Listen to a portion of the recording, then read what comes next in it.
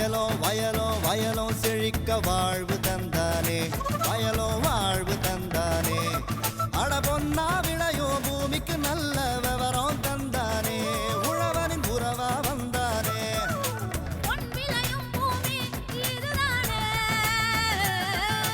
வயலோ வயலோ வயலோ செழிக்க வாழ்வு தந்தானே, வயலோ வாழ்வு தந்தானே. அட பொன்னா விளையோ பூமிக்கு நல்ல விவரம் தந்தானே, உழவனின் உறவா வந்தானே.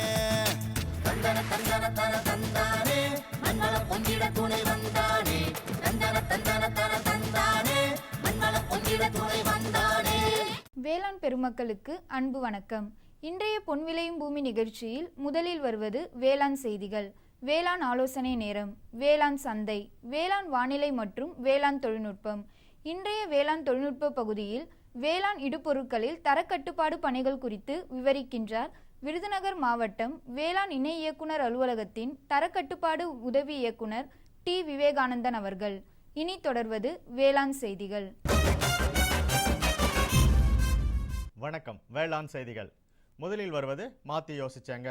மா சாகுபடியில் புதிய தொழில்நுட்பங்கள் மேற்கொண்டு வரும் சேலம் மாவட்டம் அக்கரைப்பாளையம் வேளாண்மையாளர் ஆர் திருநாவுக்கரசு தரும் அனுபவ தகவல்கள். வேளாண் ஆலோசனை நேரத்தில் தஞ்சாவூர், திருவாரூர், திருச்சிராப்பள்ளி, அரியலூர், பெரம்பலூர், நாகப்பட்டினம் மாவட்டங்களுக்கான வேளாண் அறிவிக்கை மற்றும் இன்றைய தாவர பகுதியில் பிளம்ஸ். தொடர்ந்து வேளாண் சந்தையில் வேளாண் ஒழுங்குமுறை விற்பனை கூடங்களில் வேளாண் விளைபொருட்களின் விலை நிலவரம். சேலம் அம்மாப்பேட்டை உழவர் சந்தையில் காய்கறிகளின் இன்றைய விலை நிலவரம். கன்னியாகுமரி மாவட்டம் தோவாளை மலர் சந்தையில் வணிக மலர்களின் இன்றைய விலை நிலவரம். தமிழ்நாடு பட்டுக்கூடு மற்றும் கச்சாப்பட்டு நூலின் விலை நிலவரம். வேளாண் வானிலையில் மேற்கு மண்டலத்திற்கான வேளாண் அறிவிக்கை, உழவர் மற்றும் மீனவர்களுக்கான வானிலை முன்னறிவிப்பு. விரிவான செய்திகள். மாத்தி யோசிச்சேங்க. தோட்டக்கலை பயிரானது வேளாண்மையாளர்களுக்கு கூடுதல் வருமானம் தரக்கூடியதாகவும் நுகர்வோரின் அன்றாட தேவையாகவும் உள்ளது. குறிப்பாக முக்கணிகளில் ஒன்றான மாவானது மக்கள் பெரும்பாலும் விரும்பி சாப்பிடக்கூடியதாகவும் உள்ளது. இத்தகைய மாவை மேம்பட்ட தொழில்நுட்பங்களை பயன்படுத்தி சாகுபடி செய்வதன் மூலம் அதிக விளைச்சலை பெற முடியும். சேலம் சந்தியூர் வேளாண் அறிவியல் நிலையத்தில் மா சாகுபடி தொழில்நுட்பங்கள் குறித்து பயிற்சி பெற்று பயனடைந்த சேலம் அக்கரைப்பாளையம் வேளாண்மையாளர் ஆர் திருநாவுக்கரசு அவர்களை சந்தித்த போது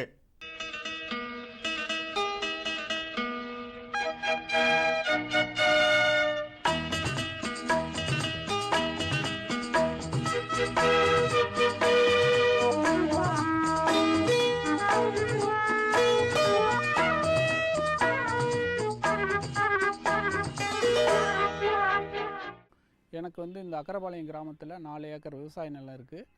இது செம்மண் பூமி. போர்வெல்லிருந்து தான் நான் தண்ணி மாமரத்துக்கு பயன்படுத்துகிறேன். 2 விதமான வெரைட்டி நான் வச்சுருக்கேன். சேலம் பெங்களூரா இமாம் பசந்துன்னு 2 விதமான வெரைட்டி வச்சுருக்கேன். மரத்துக்கு மரம் 25 அடி கேப் வச்சு பயிரிட்டு இருந்தேன்.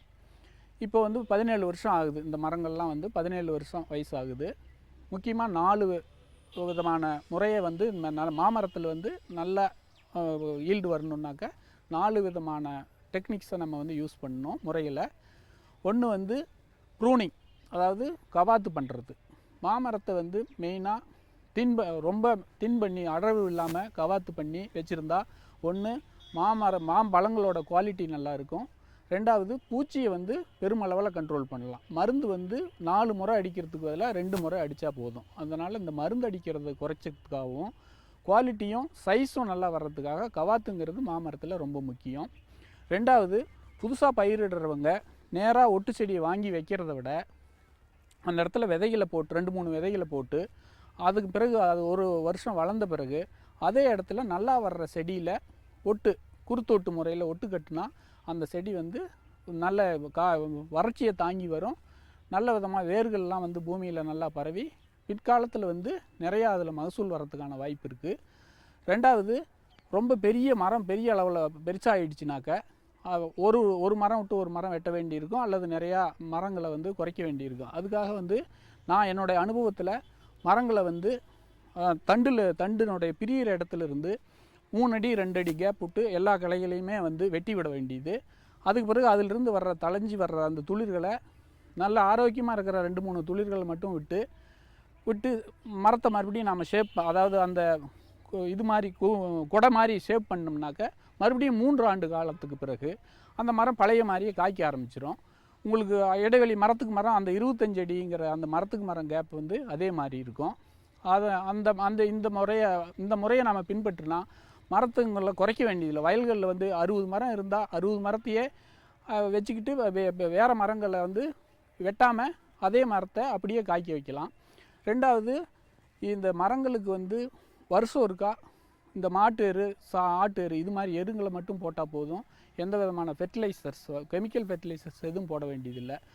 மருந்து பூ வரைக்கும் 2 மருந்து மட்டும் அடித்தா போதும். பூவுக்கு அப்புறம் காயெல்லாம் காய்ச்சி பழம் வர்றதுக்கு 4 மாதம் ஆகும். அந்த 4 மாத அளவில் நம்ம முதல்ல அடிக்கிற மருந்தினுடைய வீரியமெல்லாம் குறைஞ்சிடும். அதனால் மாமரத்துக்கு வந்து கெமிக்கல் மருந்துகளை யூஸ் பண்ணுறதுல வந்து எந்த விதமான கெடுதலும் பின்னால் மாங்காய்க்கு இல்லை. அடுத்து 3வது, இந்த உழவு நல்லா பண்ணி வைக்கணும் வயலை. பழ ஈங்கிறது வந்து நல்ல திரண்ட காயில் முட்டையை இன்ஜெக்ட் பண்ணிடும். அதுக்கு பிறகு நம்ம அந்த காயை வந்து ஒரு 8 நாள் பழுக்கிறதுக்கு ஆகும். அந்த மாதிரி பழுக்க வைக்கிற போது உள்ளே இன்ஜெக்ட் பண்ண அந்த முட்டையிலேருந்து புழுக்கள்லாம் வந்துடும். பழுத்துதுன்னா பழத்தில் புழு வந்துடும். அதனால் அதுக்காக என்ன பண்ணணும், அந்த ஈக்கள் வந்து மண்ணில் தான் முட்டையிட்டு காய் வரபோது அந்த குஞ்சுகள்லாம் வெளியே வந்து அந்த பழத்தில் வந்து புழு வச்ச ஆரம்பிச்சிடும். அதனால் நிலங்களை வந்து பூமியை நல்லா உழவு செஞ்சு வைக்கணும். பூ காலத்திலிருந்து மழை நின்ன உடனே நிலத்தை உழவு பண்ணி வச்சா அந்த ஈக்களினுடைய பெருக்கத்தை குறைச்சிடலாம். இந்த மாதிரியான முறையெல்லாம் அடாப்ட் பண்ணி மேலும் வந்து இந்த காயை வந்து நல்லா முத்தின திரண்ட காயை தான் மரத்துலேருந்து பறிக்கணும். அதுக்கு முன்னாடி பறித்தா தானாக பழுக்காது. இந்த கல் தான் வைக்கணும், கார்பைட் கல்லுன்னு சொல்கிறாங்க. அந்த மாதிரி கல்லாம் வச்சு தான் பழுக்க வைக்கணும். சுவை இருக்காது. அதனால் நல்ல திரண்ட காய்களை மட்டும் மரத்துலேருந்து பறிக்கணும்.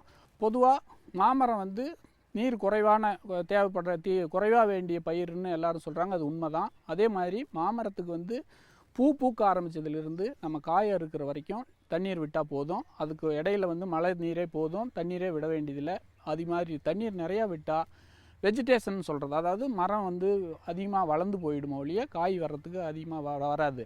அதனால் பூக்க ஆரம்பித்ததுலேருந்து நான் வந்து இந்த சொட்டு நீர் பாசனத்தில் முறையில் தண்ணி விடுறேன்.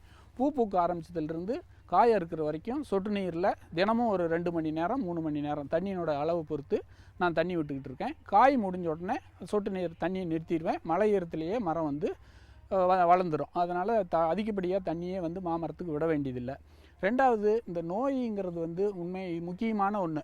இதில் வந்து மாமரத்தை நம்ம வந்து தினமும் கவனிக்கணும். நோய் அறிகுறி தென்பட்ட உடனே மருந்து அடித்தா மருந்தினுடைய எண்ணிக்கை அடிக்கக்கூடிய அந்த எண்ணிக்கையை குறைச்சிடலாம். 4 மருந்து அடிக்கிற இடத்துல 2 மருந்து அடித்தா போதும். வீரியமான மருந்தும் தேவையில்லை. நோய் வந்து ஆரம்ப ஸ்டேஜ்லேயே நம்ம மருந்து அடித்தோம்னா வீரியமான மருந்து அடிக்க வேண்டியதில்லை. சாதாரணமான மருந்து அடித்தா போதும். நான் இந்த மாதிரி பண்ணுறதுனால எனக்கு வந்து இந்த என்னுடைய மாம்பழத்தினுடைய ருசிக்காகவே வந்து நண்பர்கள் மற்றும் தெரிஞ்சவங்க எல்லாருமே வந்து என்னுடைய தோட்டத்திலேயே வந்து தங்களுக்கு வேண்டிய மாம்பழத்தை வாங்கிட்டு போயிடுறாங்க. இந்த நான் சொன்ன இந்த முறைகளை கடைப்பிடிச்சா மாமரத்தில் நல்ல மகசூல் எடுக்கலாம். மாமரம் ஒரு நல்ல லாபகரமான பயிராகவும் இருக்கும். மேலும் விவரம் பெற வேளாண்மையாளர் ஆர். திருநாவுக்கரசு அவர்களை 09488927739 என்ற கைபேசி எண்ணில் தொடர்பு கொள்ளவும். இனி தொடர்வது வேளாண் ஆலோசனை நேரம்.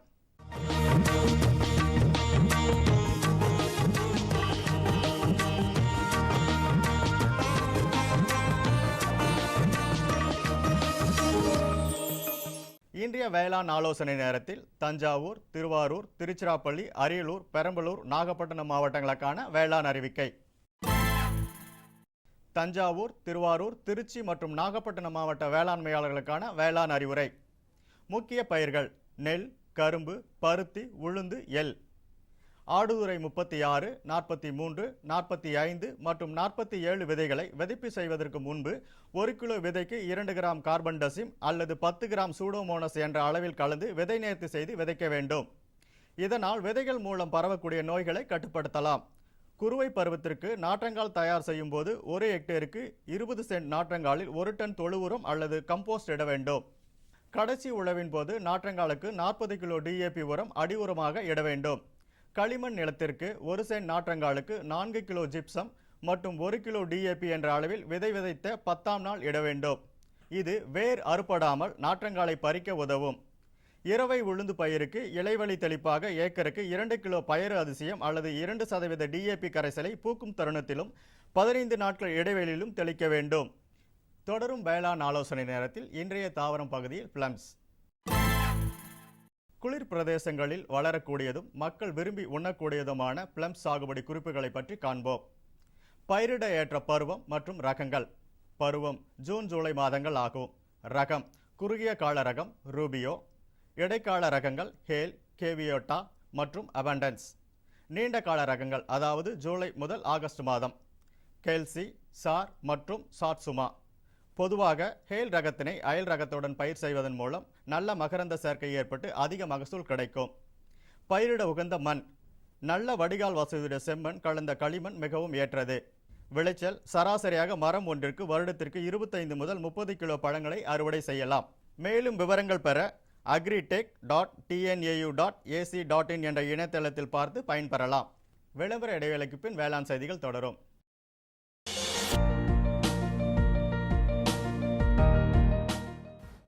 வேம்பு கலந்த யூரியா. சிறந்த உற்பத்திக்காக வேம்பு கலந்த யூரியா நம் நாட்டிலேயே 70 லட்சம் டன்னாக அதிகரிக்க 6 ஆலைகள் சீரமைக்கப்படுகின்றன. FCIL-இன் கோரக்பூர், சித்ரி, தல்ச்சர் மற்றும் ராமகுண்டம் ஆலைகள், HFCL-இன் பரௌனி மற்றும் BVFCL-இன் நாமருல் போர்ட் ஆகியன. பழம் நழுவி பாலில் விழுந்தது போல இப்பொழுது நம் நாட்டிலேயே வேம்பு கலந்த யூரியா உற்பத்தி செய்யப்படும். இதனால் விவசாயிகளுக்கு நன்மையே விளையும். 10% வரை தானிய உற்பத்தி அதிகரிக்கும். மண்ணில் 10 to 15% நைட்ரஜன் திறன் அதிகரிக்கும். சிறந்த உற்பத்திக்கு வேம்பு கலந்த யூரியா.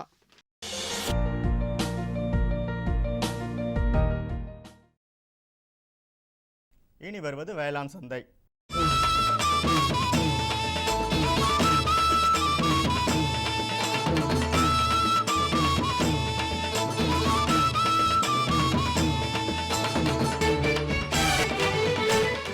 இன்றைய வேளாண் சந்தையில் தமிழ்நாடு ஒழுங்குமுறை விற்பனை கூடங்களில் வேளாண் விளைபொருட்களின் விலை நிலவரம்.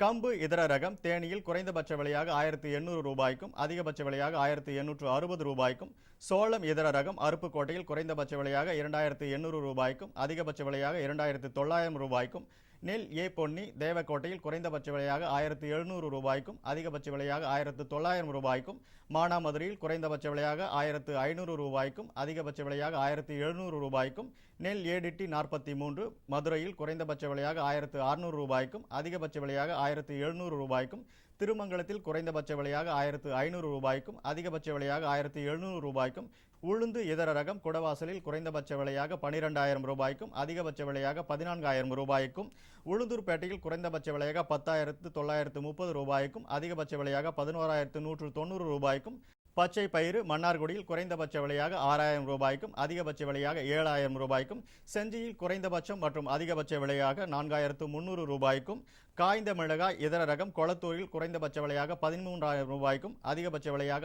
14000 ரூபாய்க்கும், பரமக்குடியில் குறைந்தபட்ச விலையாக 11000 ரூபாய்க்கும் அதிகபட்ச விலையாக 16000 ரூபாய்க்கும், மஞ்சள் விரலி கரூரில் குறைந்தபட்ச விலையாக 8200 ரூபாய்க்கும் அதிகபட்ச விலையாக 8400 ரூபாய்க்கும், சேலத்தில் குறைந்தபட்ச விலையாக 8580 ரூபாய்க்கும் அதிகபட்ச விலையாக 9180 ரூபாய்க்கும், வாழை பூவன் சின்னமனூரில் குறைந்தபட்ச விலையாக 700 ரூபாய்க்கும் அதிகபட்ச விலையாக 800 ரூபாய்க்கும், தேங்காய் இதர ரகம் பொள்ளாச்சியில் குறைந்தபட்ச விலையாக 1300 ரூபாய்க்கும் அதிகபட்ச விலையாக 1400 ரூபாய்க்கும், உடுமலைப்பேட்டையில் குறைந்தபட்ச விலையாக 1250 ரூபாய்க்கும் அதிகபட்ச விலையாக 2200 ரூபாய்க்கும், பாலக்கோட்டில் குறைந்தபட்ச விலையாக 3750 ரூபாய்க்கும் அதிகபட்ச விலையாக 4100 ரூபாய்க்கும் விற்பனை செய்யப்பட்டது.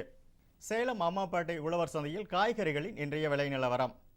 கத்திரிக்காய் 1 கிலோ 12 ரூபாய்க்கும், வெண்டைக்காய் 1 கிலோ 26 ரூபாய்க்கும், அவரைக்காய் 1 கிலோ 50 ரூபாய்க்கும், சின்ன வெங்காயம் 1 கிலோ 32 ரூபாய்க்கும், பெரிய வெங்காயம் 1 கிலோ 18 ரூபாய்க்கும், பச்சை மிளகாய் 1 கிலோ 50 ரூபாய்க்கும், தக்காளி 1 கிலோ 44 ரூபாய்க்கும், இஞ்சி 1 கிலோ 70 ரூபாய்க்கும், கருவேப்பிலை 1 கிலோ 25 ரூபாய்க்கும், கொத்தமல்லி 1 கிலோ 18 ரூபாய்க்கும், புதினா 1 கிலோ 20 ரூபாய்க்கும் விற்பனை செய்யப்பட்டது.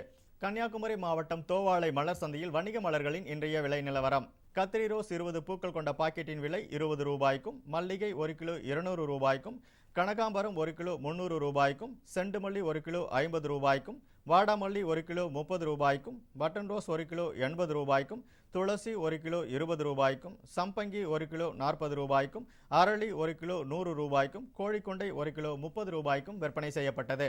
தமிழ்நாட்டில் பட்டுக்கூடு மற்றும் கச்சாப்பட்டு நூலின் இன்றைய விலை நிலவரம். தருமபுரியில் மஞ்சள் பட்டுக்கூடு 1 கிலோ அதிகபட்ச விலையாக 340 ரூபாய்க்கும், குறைந்தபட்சமாக 202 ரூபாய்க்கும், சராசரியாக 316 ரூபாய்க்கும் விற்பனை செய்யப்பட்டது. வெண்பட்டுக்கூடு அதிகபட்சமாக 1 கிலோ 487 ரூபாய்க்கும், குறைந்தபட்சமாக 265 ரூபாய்க்கும், சராசரியாக 428 ரூபாய்க்கும் விற்பனை செய்யப்பட்டது. சேலத்தில் வெண்பட்டுக்கூடு அதிகபட்சம் மற்றும் குறைந்தபட்சம் மற்றும் சராசரியாக 480 ரூபாய்க்கு விற்பனை செய்யப்பட்டது. கோயம்புத்தூரில் வெண்பட்டுக்கூடு அதிகபட்சமாக 1 கிலோ 416 ரூபாய்க்கும், குறைந்தபட்சமாக 1 கிலோ 351 ரூபாய்க்கும், சராசரியாக 1 கிலோ 375 ரூபாய்க்கும் விற்பனை செய்யப்பட்டது. காஞ்சிபுரம் அரசு அண்ணா பட்டு பரிமாற்றகத்தில் பேசின் கச்சாப்பட்டு 1 கிலோ அதிகபட்சமாக 3000 ரூபாய்க்கும், குறைந்தபட்சமாக 2850 ரூபாய்க்கும், சராசரியாக 2953 ரூபாய்க்கும் விற்பனை செய்யப்பட்டது. இனி வருவது வேளாண் வானிலை.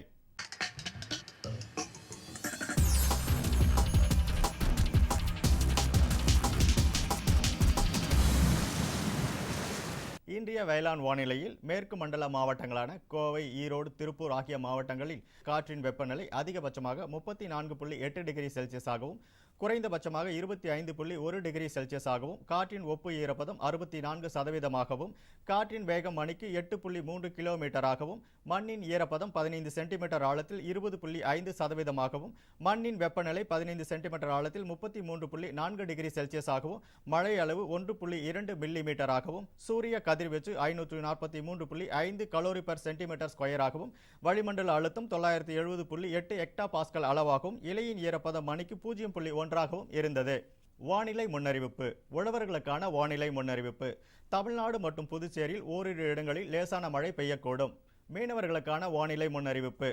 தமிழ்நாடு மற்றும் புதுச்சேரி கடலோர பகுதிகளில் மணிக்கு 45 முதல் 55 கிலோமீட்டர் வேகத்தில் தென்மேற்கு திசையிலிருந்து பலத்த காற்று வீசக்கூடும். இத்துடன் இன்றைய வேளாண் செய்திகள் நிறைவு பெறுகிறது. மீண்டும் அடுத்த வேளாண் செய்திகள் சந்திப்போம். வணக்கம். இந்தாங்க வேற ஏதாவது போதும். அட இது என்னப்பா இவ்வளவு குறைவா ரசாயனம் வருமா? விவசாயத்தை விட போறீங்களா? விவசாயத்தை இல்ல, அறியாமைய விடுறேன். மண் பரிசோதனை செஞ்சேன். இனிமே அண்ணே எத்தனை அவசியமோ அத்தனை உரம் தான் நிலத்துல போடுவேன். ஆமா விவசாய சகோதரர்களே, இன்றே உங்கள் மாவட்டத்தின் அருகில் உள்ள மண் பரிசோதனை கூடத்தில் உங்கள் மண்ணை பரிசோதியுங்கள். மண் சத்து, ஈரப்பதம், செடி வளர்ச்சியை சரிபார்த்து அவசியத்திற்கு ஏற்றவாறு மட்டுமே சத்துக்களை போடுங்கள்.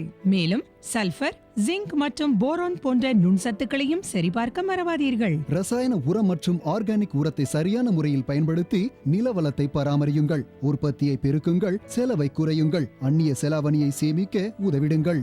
கூடவே மெதுவான வேகத்தில் நைட்ரஜனை அளிக்கும் உரங்கள், அதாவது வேம்பு தடவிய யூரியா போன்றவற்றை பயன்படுத்துங்கள். யூரியாவை இலைகளின் மேல் தெளியுங்கள்.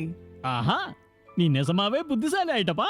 மேலும் விவரங்களுக்கு தொடர்பு கொள்ளவும் மாவட்ட வேளாண் அதிகாரி அல்லது விவசாயி கால் சென்டரை.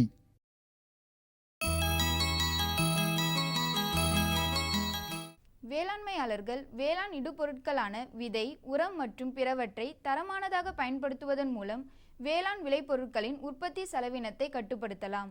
வேளாண் இடுபொருட்களின் தரத்தினை பரிசோதிக்க விதை தர கட்டுப்பாட்டு மையம், உரத்தர கட்டுப்பாட்டு மையம் போன்றவை செயல்பட்டு வருகின்றன. வேளாண் இடுபொருட்களில் தரக்கட்டுப்பாடு பணிகள் குறித்து விரிவாக எடுத்து கூறுகிறார் விருதுநகர் மாவட்டம் வேளாண் துறை தரக்கட்டுப்பாட்டு உதவி இயக்குனர் டி. விவேகானந்தன் அவர்கள்.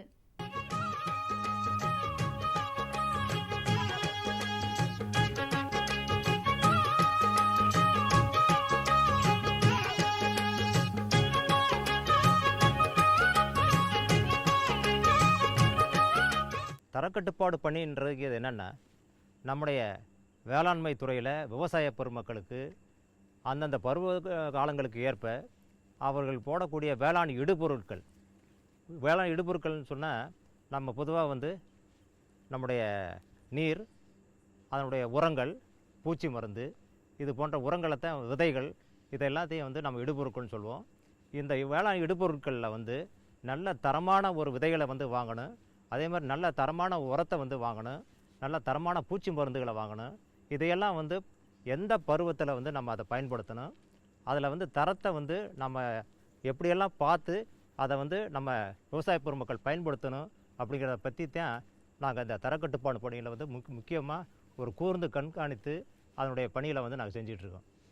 தரக்கட்டுப்பாடு பணியை பொறுத்தவரை நம்முடைய விருதுநகர் மாவட்டத்தில் என்னென்னா, விவசாய பெருமக்கள் வந்து நம்முடைய வேளாண்மை இடுபொருட்களை வாங்கும் பொழுது நம்ம பொதுவாக வந்து எந்த உரத்தை வாங்கினாலும் சரி, அது தொடக்க வேளாண்மை கூட்டுறவு வங்கியானாலும் சரி, இல்லை தனியார் உர விற்பனை நிலையங்கள்னாலும் சரி, அதே மாதிரி பூச்சி மருந்தை பொறுத்தளவில் வேளாண் விரிவாக்க மையத்தினாலும் சரி, தனியார் பூச்சி மருந்து கடைனாலும் சரி, இந்த கடைகளில் வந்து வாங்கும் பொழுது நம்ம விவசாய பெருமக்கள் வந்து சில விஷயங்களை நம்ம கண்டிப்பாக கடைப்பிடிக்க வேண்டிய ஒரு காலகட்டத்தில் நம்ம இருக்கோம்.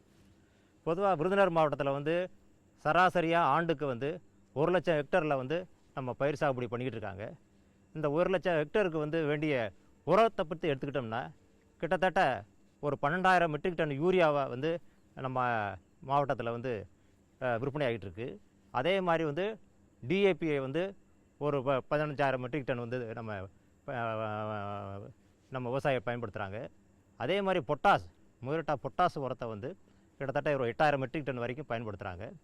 இது இல்லாமல் வந்து கலப்புரங்கள், காம்ப்ளெக்ஸ் சொல்லக்கூடிய கலப்புரங்கள் வந்து அது கிட்டத்தட்ட 6,000-7,000 மெட்ரிக் டன் வரைக்கும் ஆண்டுக்கு சராசரியாக பயன்படுத்துகிறாங்க. இது இல்லாமல் வந்து சிங்கிள் சூப்பர் பாஸ்பேட் எனக்கூடிய எஸ்எஸ்பி உரங்களை வந்து ஆண்டுக்கு வந்து 3,000-4,000 மெட்ரிக் டன் வந்து பயன்படுத்துகிறாங்க.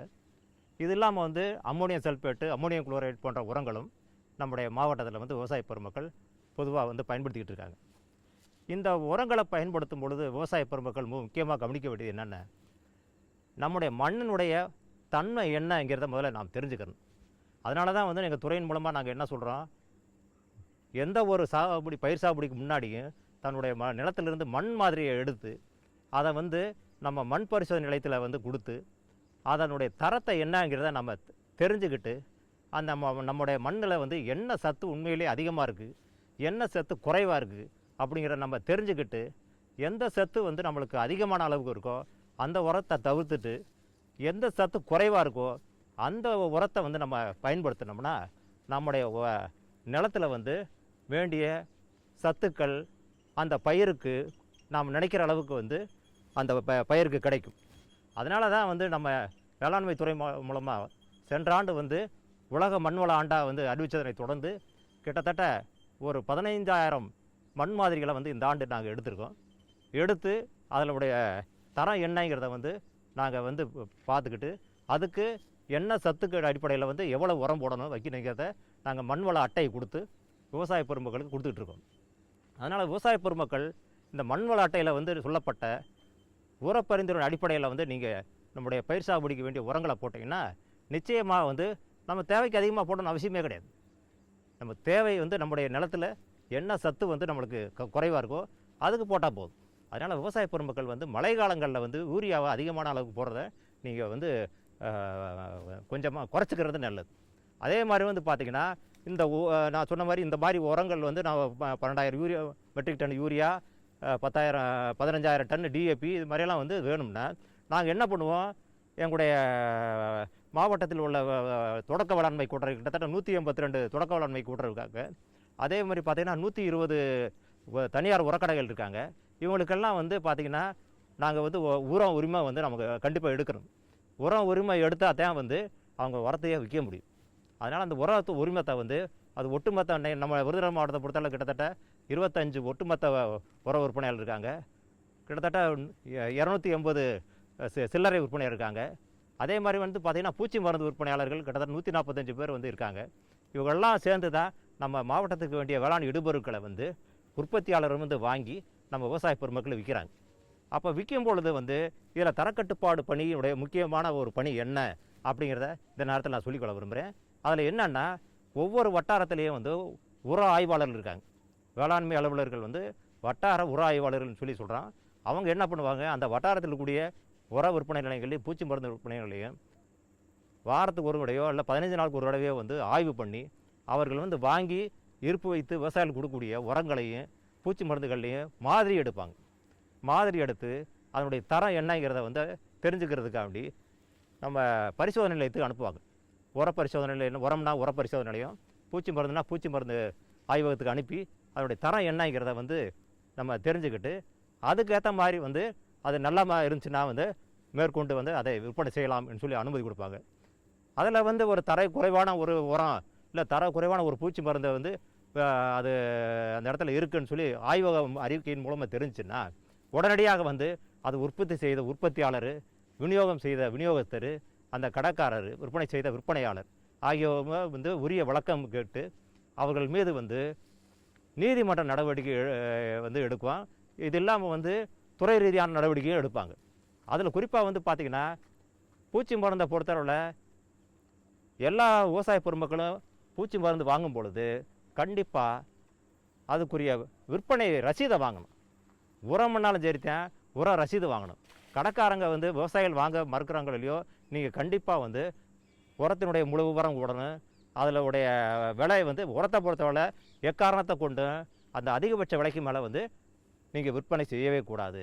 நம்ம விவசாய பெருமக்கள் வந்து கொஞ்சம் அதிகமான வந்து விழிப்புணர்வோடு இருக்க வேண்டிய ஒரு காலகட்டத்தில் நம்ம நிலத்துக்கு போடக்கூடிய உரங்களாகட்டும், பூச்சி மருந்துகளாகட்டும், எல்லா இடுபொருட்களுடைய தரம் வந்து நல்ல முறையில் இருந்தால் தான் அது முழுமையான அளவுக்கு நம்முடைய பயிர்களுக்கு கிடைக்கும். அதுவும் இல்லாமல் விருதுநகர் மாவட்டத்தை பொறுத்தவரை வந்து அதிகமான அளவுக்கு வந்து பார்த்திங்கன்னா சிறுதானிய பயிர்கள் அதிகமான அளவுக்கு இந்த சாகுபடி பண்ணுறாங்க. அதே மாதிரி வந்து பார்த்திங்கன்னா பயிர் வகை பயிர்களும் வந்து அதிகமான அளவுக்கு இந்த ஆண்டு வந்து திட்டமிட்டிருக்காங்க. ஏன்னா இந்த ஆண்டு வந்து நம்முடைய சர்வதேச பயிர் வகை ஆண்டாக வந்து அறிவிச்சிருக்கிறதுனால வந்து இந்த ஆண்டு வந்து பயிர் வகை பயிர்களில் வந்து அதிகமான அளவுக்கு வந்து விவசாயிகள் பயிரிடுவதற்கான ஒரு அனைத்து திட்டங்களையும் இங்கே துவங்கியிருக்காங்க. அதனால் வந்து அதுக்கு வேண்டிய அனைத்து உதவிகளையும் வேளாண்மை துறையின் மூலமாக விவசாயிகள் கிடைப்பதற்குரிய அனைத்து ஏற்பாடுகளும் இங்கே செய்து கொண்டிருக்காங்க. அதனால் வந்து விவசாயிகள் இது மாதிரி ஒரு காலகட்டங்களில் வந்து அதிகமான அளவுக்கு பயிர் சாகுபடியை அதிகரிக்கணும். அவங்களுக்கு அதுக்கு தேவையான வந்து உரங்கள், பூச்சி மருந்துகள், எல்லா இடுபொருட்களையும் வந்து நீங்கள் உரிய நேரத்தில் வந்து இருப்பு வச்சு அதை வந்து நல்ல முறையில் வந்து பயன்படுத்தணும். அந்த மாதிரி காலகட்டங்களில் வந்து நீங்கள் சொன்னது மாதிரி அந்த மாதிரி எடுத்து அனுப்பப்பட்ட அந்த பூச்சி மருந்து உர மாதிரிகள் எல்லாம் வந்து தரக்குறைவுன்னு தெரிஞ்சவொன்னா அவங்க மேலே வந்து நீதிமன்ற நடவடிக்கை எடுத்து உரக்கட்டுப்பாடு ஆணை 1985 படி வந்து அவர்கள் மேல் வந்து நீதிமன்ற நடவடிக்கை எடுத்து அதிகபட்சமாக 7 ஆண்டுகள் வரை சிறை தண்டனை கொடுப்பதற்கு கூட சட்டத்தில் வழி செஞ்சுருக்காங்க. அதே மாதிரி வந்து பார்த்திங்கன்னா பூச்சி மருந்து வந்து தரம் இல்லைன்னு சொன்னால் அதில் வந்து பூச்சி மருந்து சட்டம் 1968 மற்றும் விதிகள் 1971 படி வந்து அதிகமான அளவுக்கு கிட்டத்தட்ட 20,000 வரைக்கும் வந்து அபராத தொகை செலுத்தக்கூடிய ஒரு வழிவகையை அந்த இடத்துல சொல்லியிருக்காங்க. அதனால் உர விற்பனையாளராகட்டும், பூச்சி மருந்து விற்பனையாளராகட்டும், இந்த நம்ம சட்ட நுணுக்கங்கள் படி, சட்ட விதிகளின்படி நீங்கள் விதை விற்பனை செய்ய வேண்டும். அதுக்குரிய அனைத்து தரக்கட்டுப்பாடு பணிகளையும் எங்களுடைய வட்டார வேளாண்மை அலுவலர்களுடைய உதவியோடு எங்கள் விருதுநகர் மாவட்டத்தில் வந்து மிக சிறந்த முறையில் வந்து கண்காணிப்பு பணியை செய்துட்டு இருக்காங்க.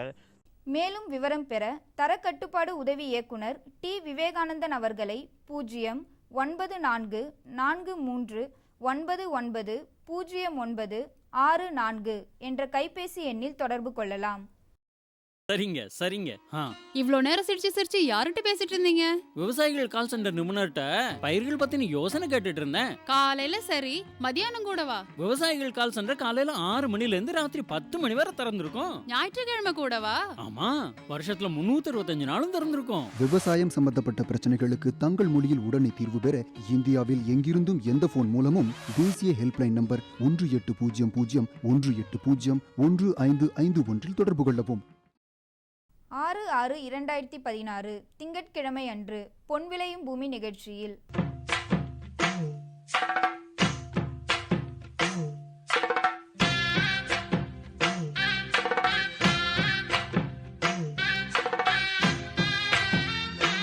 மாத்தி யோசிச்சேங்க.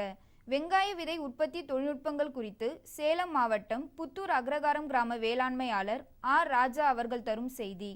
வேளாண் ஆலோசனை நேரம் பகுதியில் கோயம்புத்தூர், திருப்பூர், ஈரோடு மாவட்டங்களுக்கான வேளாண் அறிவிக்கை. வேளாண் தொழில்நுட்ப பகுதியில் விருதுநகர் மாவட்டம் தோட்டக்கலைத்துறையின் பணிகள் குறித்து விருதுநகர் மாவட்டம் தோட்டக்கலைத்துறை துணை இயக்குனர் பி. ராஜன் தரும் விளக்கம் ஆகியன இடம்பெறும். மீண்டும் அடுத்த பொன் விளையும் பூமி நிகழ்ச்சியில் சந்திப்போம். நன்றி, வணக்கம்.